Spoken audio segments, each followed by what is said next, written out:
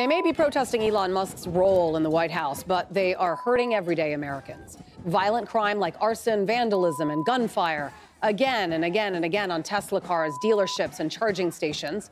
The Trump administration says its domestic terrorism plan is plain and simple. Last week, AG Bondi announced federal charges against suspects in Oregon, Colorado, and South Carolina.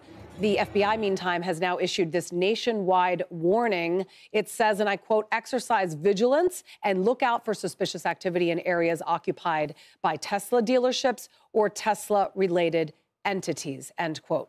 White House Press Secretary Caroline Leavitt with this.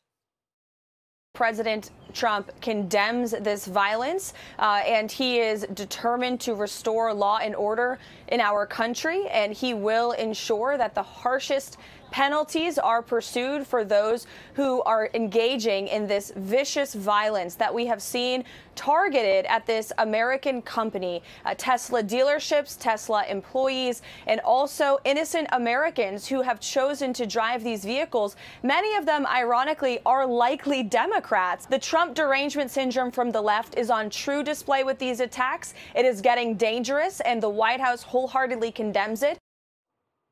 A new opinion piece headline, it's official, the left is pro-terrorism now. An excerpt, whether it's burning down cities while chanting Black Lives Matter, forcing Jewish students from college campuses while calling for their deaths, or setting fire to electric vehicles to protest a member of the federal government, the objective is the same: to leverage violence to intimidate opponents into silence or submission in order to drive home a political agenda.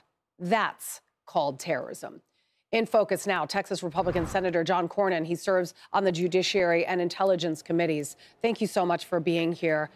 This is about as stupid as a protest as I have ever seen in my entire life as an American, because quite frankly, I don't know who they think they're harming, but they're not hurting Elon Musk. He's sitting just fine at the White House. They're hurting everyday Americans who bought electric cars, which I should remind you was pushed by the Democratic Party. So they are it's complete hypocrisy, and it is domestic terrorism.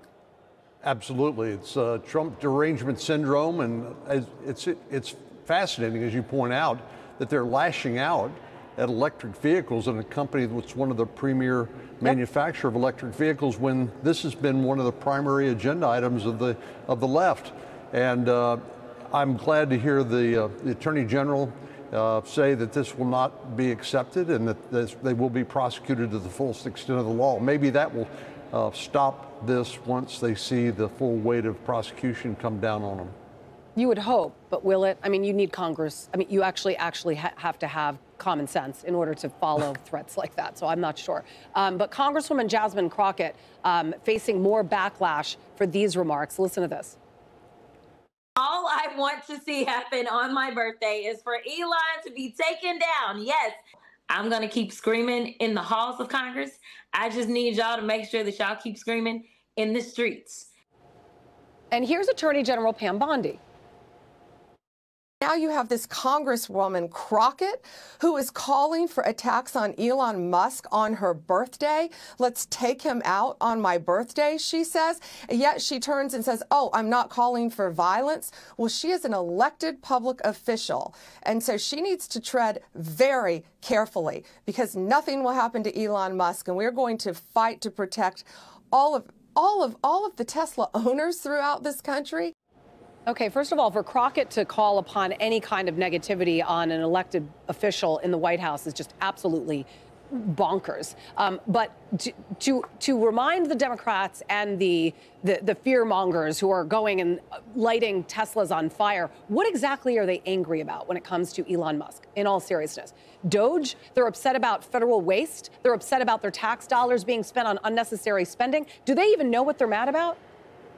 Apparently not. I mean, I think, as you point out, what Doge is doing, what Elon Musk is doing, is demonstrating some of the most egregious examples of wasteful spending here. And you would think that some of our Democratic friends would say, well, yeah, there's some examples of money that's being misspent. Let's clean that up, and then let's keep the rest.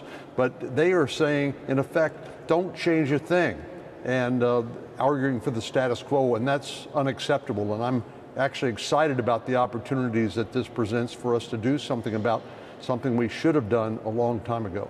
Former vice presidential candidate Tim Walz walked back this comment after some serious backlash. This is another genius remark. Watch. On the iPhone, they've got that little stock app. I added Tesla to it to give me a little boost during the day. 225 and dropping. And here's his attempt at a cleanup. This guy bugs me in a way that is probably unhealthy, and but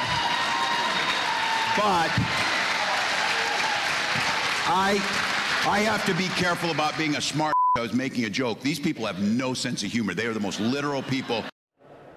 There's a new opinion piece which is titled "The Tesla Attacks Are Proof That the Left is Turning on Itself in Orgy of Liberal Cannibalism," argues, quote, to add even more duplicity and bedlam to the climate cult community, left-wing domestic terrorists have launched a jihad against Tesla, the company that until like 5 minutes ago was the very face of their utopian green energy future.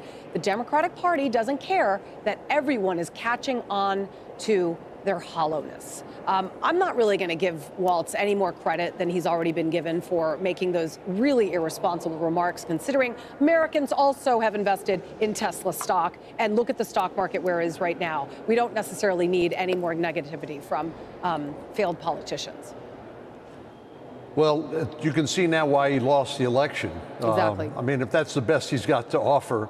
We have some very serious challenges facing our country, and clearly the November the 5th election was about changing the direction of the country, and President Trump promised to do that. We've already seen incredibly positive results at the border. I think our economy is going to take off because of energy independence, indeed what President Trump calls dominance of American-based energy production, and just taking the government's boot off the neck of a lot of our job creators, I think is going to create well, he calls it a golden era. Let's hope that's true for America. And I would think everybody should be very excited and optimistic about that. Right. But apparently not everybody is. You know, the Democratic Party is falling apart at the seams, quite literally, right? I mean, Chuck Schumer, in fact, his own party, they want him to step down. He's becoming the new Biden. This is an opportunity for Democrats to actually step up against the hate, because they've always said and accused Republicans and conservatives of being violent. And you know, January 6th, just one major example.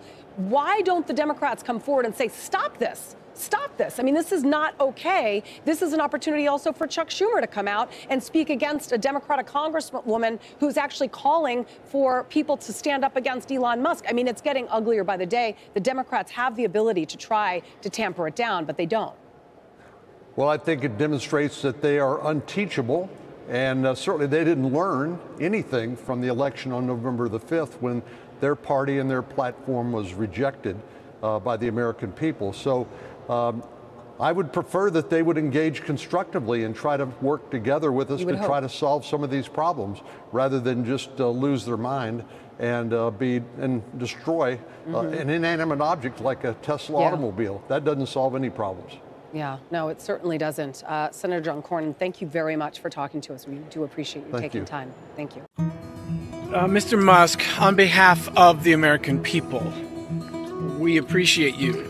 We want to say thank you for what you're doing. We can only apologize for those who are trying to find some sort of justification in their insanity, in blaming you for the things you're uncovering.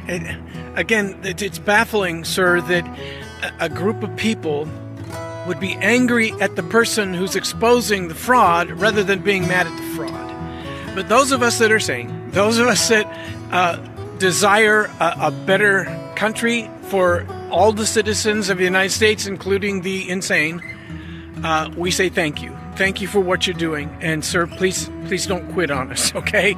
Don't stop now. Finish the job, and when it's all said and done and the dust settles, believe me, you're going to be the hero, okay? You will be the hero. You already are the hero, okay? So thank you. On behalf of the United States citizen, thank you, sir, for what you're doing for the United States of America and its citizens.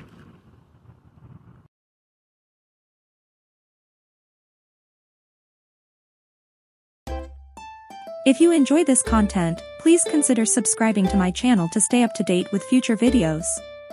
Thank you for watching.